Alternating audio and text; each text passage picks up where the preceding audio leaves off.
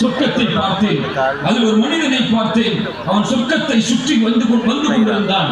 அவன் இந்த பூமியில் மனிதர்களுக்கு இடையூறு தரக்கூடிய ஒரு மரத்தை வெட்டினான். அதன் காரணமாக அல்லாஹ் அவனுக்கு சொர்க்கத்தை கொடுத்தான் என்று அல்லாஹ்வுடைய தூதர் சொன்னார்கள்.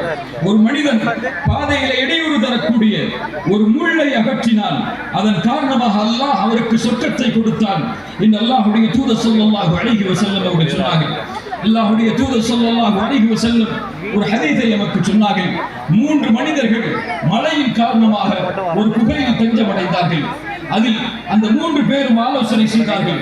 இந்த குகை மூடிவிட்டது, அல்லாஹ்விடத்திலே நம்முடைய செயல்பாடுகளை கொண்டு நாம் பிரார்த்தனை செய்வோம்.